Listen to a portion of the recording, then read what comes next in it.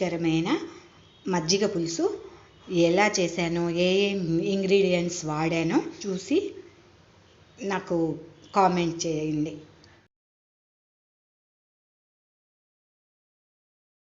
నేను మీ గాయత్రి, శ్రీమాత్రే నమః.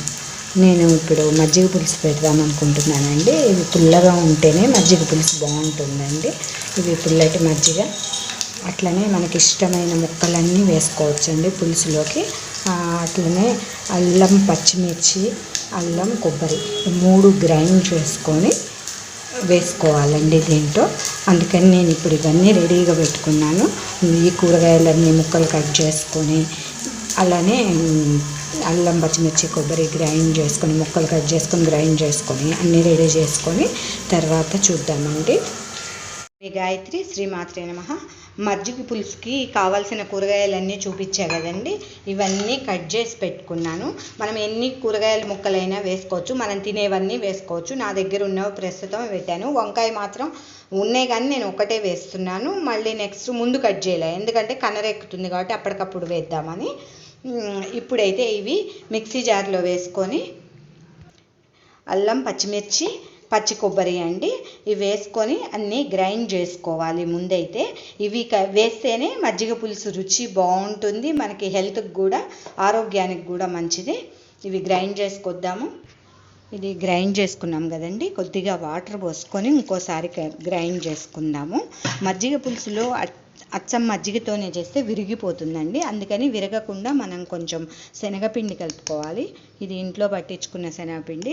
అందుకని గ్రైండ్ చేసేటప్పుడే మనం వేసేసుకుంటే ఉండలు లేకుండా చక్కగా మిక్సీ అయిపోతుంది. మనం మజ్జిగ పులుసు ఎంత పెడుతున్నామో దానికి తగ్గట్టు కొంచెం వేసుకోవాలండి, చిక్కదనం సరిపోయేటట్టు. అంతే తప్పితే బాగా పోసేయద్దు, అసలని తక్కువ వేయద్దు. ఇప్పుడు ఇది ఇంకోసారి గ్రైండ్ చేసుకుందాము. గ్రైండ్ చేసేయటం అయిపోయిందండి, అంత మెత్తగా అయిపోయింది. ఇప్పుడు దీన్ని మజ్జిగలో కలుపుకోవాలి. వెన్నదీసిన మజ్జిగ దీంట్లో కలుపుకున్నామండి. బాగా పుల్లగైనాయి. అందుకనే మజ్జిగ పులుసు పుల్లగా అయిన మజ్జిగతో మజ్జిగ పులుసు పెట్టుకుంటేనే రుచి బాగుంటుందండి. తీయటి మజ్జిగ బాగుండవు. గిన్నె పెట్టుకొని ఆయిల్ వేసుకుందాము. ఫస్ట్ అయితే ఆవాలు, జీలకర్ర, ఎండుమిర్చి, మినపగుళ్ళు అన్నీ పోపు దినుసులన్నీ వేసేసుకున్నామండి. చిటపట్లాడుతున్నాయి. కరివేపాకు వేసుకున్నాము, కొంచెం ఇంగువ. ఇప్పుడు ముక్కలు అన్నీ దీంట్లో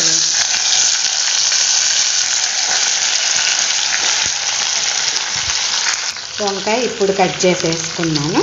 కొద్దిగా హాఫ్ బాయిల్ అయితే తర్వాత మజ్జిగ అన్నీ మిక్స్ చేసిన మజ్జిగ కలుపుకోవచ్చు. కొంచెం పసుపు వేసుకున్నాము. పుల్లటి మజ్జిగతో చేస్తున్నాం కాబట్టి త్వరగా ఉడకవు. అందుకని ఫస్ట్ కొన్ని వాటర్ పోసి ముక్కల వరకు ఉడికించుకుంటున్నాము. ఇవి కొంచెం 3 వంతులు ఉడికేదాకా వెయిట్ చేద్దాము. ఇవి ఎంతవరకు ఉడికినాయో చూద్దాము. దాదాపు 3 వంతులు చక్కగా ఉడికినాయండి. ఇప్పుడు దీంట్లో మనం శనగపిండి, అల్లం, పచ్చిమిర్చి అన్నీ వేసిన మజ్జిగ, పుల్లటి మజ్జిగని పోసేసుకుందాము. శనగపిండి కలిపితేనే విరగకుండా ఉంటాయండి, లేకుంటే మజ్జిగ విరిగిపోతాయి. దీన్ని ఇప్పుడు సిమ్లో పెట్టి ఉడకనిద్దామండి. కొద్దిగా ధనియాల పొడి కూడా వేసుకోవాలండి, లేకుంటే మనం మిక్సీ చేసుకునేటప్పుడే ధనియాలు కూడా వేసుకోవచ్చు వేయించి. నేనైతే పొడి ఉన్నది, పొడి వేస్తున్నాను. మనం తగినంత సాల్ట్ కూడా వేసుకుందాము. చాలండి. ఇక నిదానంగా ఇది బాగా బాయిల్ అయ్యి మంచిగా ముక్కలన్నీ మజ్జిగలో కూడా ఉడికేదాకా కొంచెం ఉడకనిచ్చుకోవాలి. రెడీ పచ్చిమిర్చి, అల్లం వేసా కాబట్టి ఇంకా దీంట్లో స్పెషల్గా కారం ఏం వేసేది ఉండదండి.